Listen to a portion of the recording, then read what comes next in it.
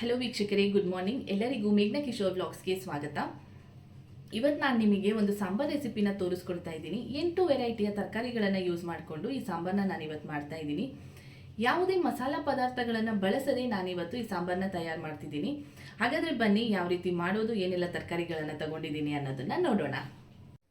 ಇವತ್ತು ನಾನು ಸಾಂಬಾರನ್ನ ಮಾಡಲಿಕ್ಕೆ ಏನೆಲ್ಲ ತರಕಾರಿನ ತಗೊಂಡಿದ್ದೀನಿ ಅಂದರೆ, ಒಂದು ಮೂಲಂಗಿನ ತಗೊಂಡಿದ್ದೀನಿ, ಹಾಗೆ ಒಂದು ಮೀಡಿಯಂ ಸೈಜ್ ಕ್ಯಾರೆಟ್, ಹಾಗೆ ಒಂದು ಬದನೆಕಾಯಿ, ಮತ್ತು ಒಂದು ಮೀಡಿಯಂ ಸೈಜ್ ಈರುಳ್ಳಿನ ತಗೊಂಡಿದ್ದೀನಿ, ಹಾಗೆ ಸ್ವಲ್ಪ ಬೀನ್ಸ್, ಒಂದು ಟೊಮ್ಯಾಟೊ. ಇವತ್ತು ನಾನಿಲ್ಲಿ ಸಾಂಬಾರನ್ನ ಮಾಡಲಿಕ್ಕೆ ಆಲೂಗೆಡ್ಡೆನ ಯೂಸ್ ಮಾಡ್ತಾ ಇಲ್ಲ. ಆಲೂಗೆಡ್ಡೆ ಬದಲಿಗೆ ನಾನಿಲ್ಲಿ ಸ್ವೀಟ್ ಪೊಟ್ಯಾಟೋನ ತಗೊಂಡಿದ್ದೀನಿ, ಹಾಗೆ ಸ್ವಲ್ಪ ಬಟಾಣಿ. ಇವಾಗ ನಾನು ಒಂದು ಕುಕ್ಕರ್ ಪ್ಯಾನಿಗೆ ತಗೊಂಡಿರುವಂತಹ ಎಲ್ಲ ತರಕಾರಿನ ಸೇರಿಸ್ಕೊತೀನಿ.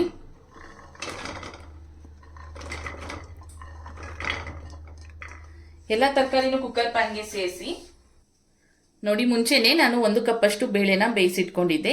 ಈಗ ಈ ಬೇಳೆನೂ ಸಹ ನಾನು ಕುಕ್ಕರ್ ಪ್ಯಾನ್ಗೆ ಸೇರಿಸ್ಕೊತೀನಿ.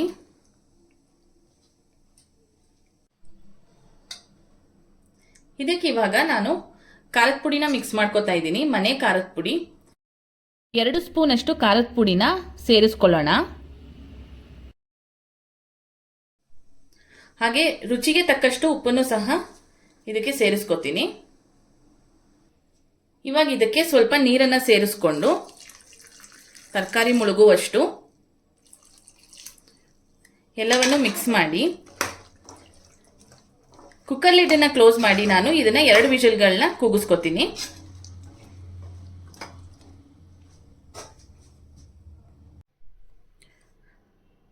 ನೋಡಿ, ಇವಾಗ ತರಕಾರಿ ಎಲ್ಲ ತುಂಬ ಚೆನ್ನಾಗಿ ಬೆಂದಿದೆ. ಇದಕ್ಕೆ ನಾನು ಸಪ್ರೇಟು ಒಗ್ಗರಣೆನ ಹಾಕೋತೀನಿ. ಒಗ್ಗರಣೆನ ಮಾಡ್ಕೊಳ್ಳಿಕ್ಕೆ 2 ಸ್ಪೂನ್ ಅಷ್ಟು ಎಣ್ಣೆನ ಪ್ಯಾನಲ್ಲಿ ಬಿಸಿಗೆ ಇಟ್ಟಿದ್ದೀನಿ. ಎಣ್ಣೆ ಬಿಸಿಯಾದ ನಂತರ ನಾನಿಲ್ಲಿ ಸ್ವಲ್ಪ ಸಾಸಿವೆ, ಹಾಗೆ ಜೀರಿಗೆ ಚಟಪಟ ಅಂತ ಸಿಡಿದ ನಂತರ ಇಲ್ಲಿ 2 ಮೆಣಸಿಕಾಯಿನ ನಾನು ಹಾಕೋತೀನಿ ಒಗ್ಗರಣೆಗೆ. ಹಾಗೆ ಒಂದು ಅರ್ಧ ಈರುಳ್ಳಿಯಷ್ಟು ನಾನು ಹಾಕೋತಾ ಇದ್ದೀನಿ.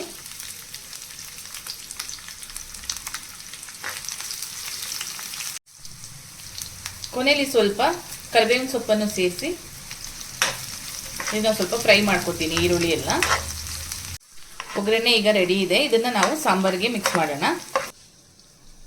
ಏನು ಒಗ್ಗರಣೆ ಮಾಡ್ಕೊಂಡಿದ್ವಿ ಅದನ್ನ ನಾನು ಸಾಂಬಾರಿಗೆ ಮಿಕ್ಸ್ ಮಾಡ್ತಾ ಇದ್ದೀನಿ.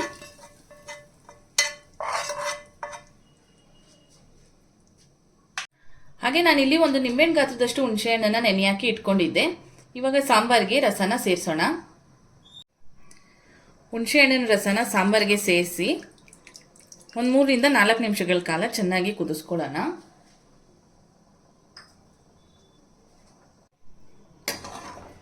ಚೆನ್ನಾಗಿ ಸಾಂಬಾರನ್ನ ಒಂದು ಮಿಕ್ಸ್ ಕೊಟ್ಟು ಒಂದು 3 ರಿಂದ 4 ನಿಮಿಷಗಳ ಕಾಲ ಕುದಿಲಿಕ್ಕೆ ಬಿಡೋಣ. ಸಾಂಬಾರ್ ಮಾಡಲಿಕ್ಕೆ ಬರದೇ ಇರೋರು ಕೂಡ ಈ ಸಾಂಬಾರನ್ನ ಮಾಡ್ಬೋದು. ಅದರಲ್ಲೂ ಬ್ಯಾಚುಲರ್ಸ್ಗೆ ಸುಲಭವಾದ ಸಾಂಬಾರ್ ರೆಸಿಪಿ ಅಂತಾನೆ ಹೇಳ್ಬೋದು. ಒಮ್ಮೆ ಈ ರೀತಿ ಕೂಡ ಟ್ರೈ ಮಾಡಿ ನೋಡಿ, ತುಂಬ ರುಚಿಯಾಗಿರುತ್ತೆ. ಸಾಂಬಾರ್ ಕುದಿಯೋ ಟೈಮ್ನಲ್ಲಿ ಇದಕ್ಕೆ ಸ್ವಲ್ಪ ಕೊತ್ತಂಬರಿ ಸೊಪ್ಪನ್ನು ಕೂಡ ಮಿಕ್ಸ್ ಮಾಡಿಕೊಂಡು ಸಾಂಬಾರನ್ನ ಕುದಿಸ್ಕೊಳ್ಳೋಣ.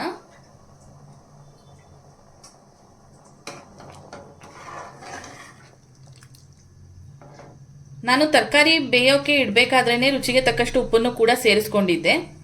ಸೊ ಅದಕ್ಕೆ ಇವಾಗ ಯಾವುದೇ ಉಪ್ಪನ್ನು ಕೂಡ ನಾನು ಇಲ್ಲಿ ಸೇರಿಸ್ಕೋತಾ ಇಲ್ಲ.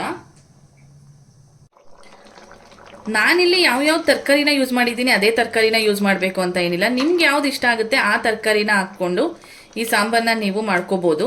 ಸೀಸನಲ್ಲಿ ಯಾವ ತರಕಾರಿ ಸಿಗುತ್ತೆ ಆ ತರಕಾರಿನ ನೀವು ಯೂಸ್ ಮಾಡಿ.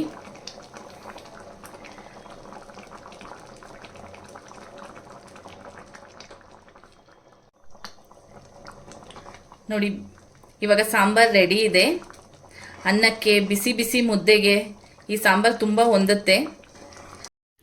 ಯಾರಿಗೆಲ್ಲ ಈ ಸಾಂಬಾರ್ ರೆಸಿಪಿ ವಿಡಿಯೋ ಇಷ್ಟ ಆಗಿದೆ ಅವರು ಲೈಕ್ನ ಮುಖಾಂತರ ತಿಳಿಸಿ. ಹಾಗೆ ಇನ್ನು ನನ್ನ ಚಾನಲ್ನ ಯಾರೆಲ್ಲ ಸಬ್ಸ್ಕ್ರೈಬ್ ಆಗಿಲ್ಲ ಸಬ್ಸ್ಕ್ರೈಬ್ ಆಗಿ ಅಂತ ಕೇಳ್ಕೊತಾ ನೆಕ್ಸ್ಟ್ ಇನ್ನು ಒಂದು ಒಳ್ಳೆ ವಿಡಿಯೋ ಜೊತೆ ಸಿಗೋಣ. Thank you so much. Thanks for watching.